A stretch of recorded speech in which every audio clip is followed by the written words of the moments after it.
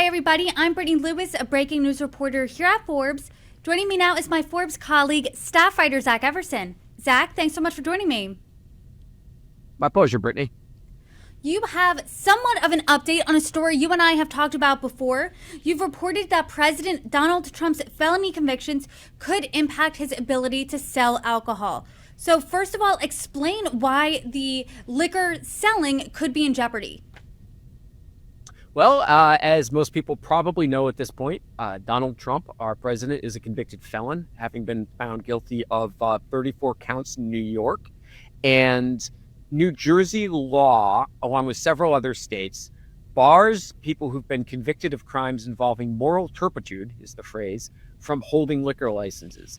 And the state, New Jersey, defines that as a crime that could be convicted of, that could be accompanied by a year or more in prison.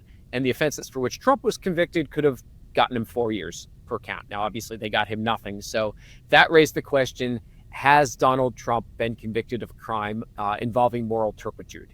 And New Jersey Attorney General's office about a year ago decided that this was worth looking into.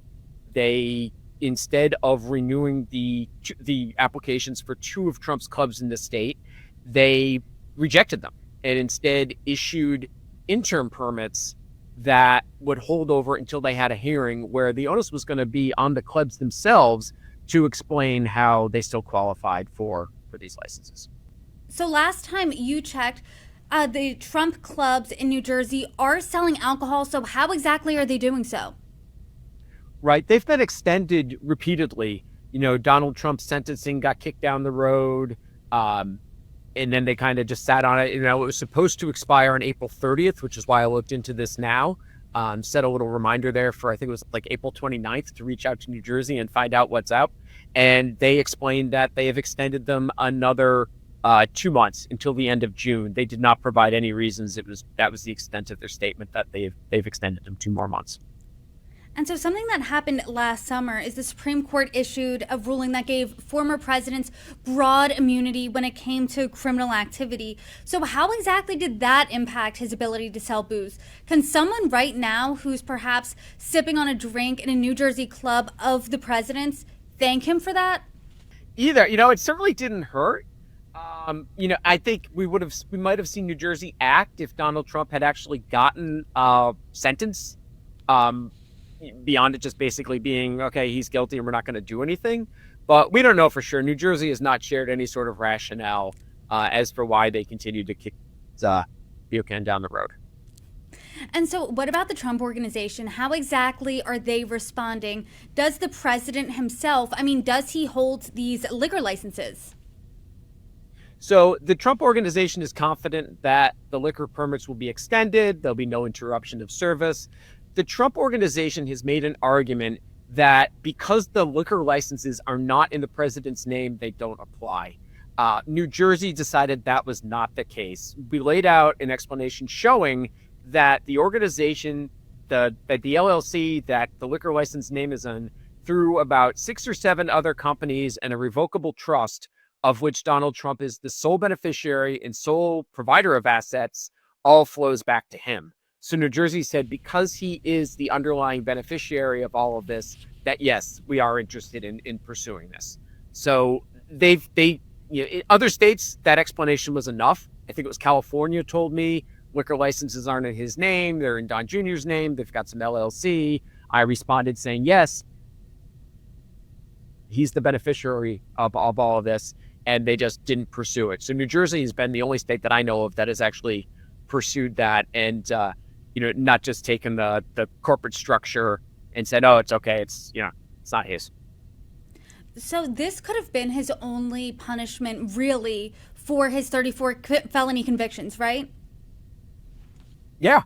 I couldn't think of any. There could be other ones. There's certainly, a whole bunch of states have restrictions on what convicted felons are allowed to do. But this, far and away, to me, seems to be the biggest possible repercussion that he could still have. 34 felony counts of falsifying business records, and they could 4 years in jail, $5,000 fine for each count, and it looks like the biggest possible sanction he could face is losing his liquor licenses at 2 bars, and even that, or 2 clubs in New Jersey, and even that, where you're down the road and nothing's happened. I know you've talked to the ABC surrounding other states exactly and what they're doing with President Trump's liquor licenses. Why is New Jersey seemingly being the strictest? It's an excellent question. It's the circumstances are very similar in many of these states. I think there were 5 states in which he has properties that had liquor licenses. I contacted all of them when I first looked into this about a year ago. And to the point that many of the states even use similar language. Moral turpitude is something that shows up in several different state codes, and they just swept it away. And I don't know why. I could guess several reasons. We saw it here in DC a few years ago. There was a group that was protesting Trump's liquor license at his hotel, which is no longer here, but saying that there had a similar requirement that you had to be of morally strong character. And they argued, this was before the felony convictions, but they argued that some of his previous behavior meant that he did not have, he should not have qualified for the liquor license. And we're talking DC, which is a very liberal place. Democratic mayors get elected here in the general election with like 90% of the vote.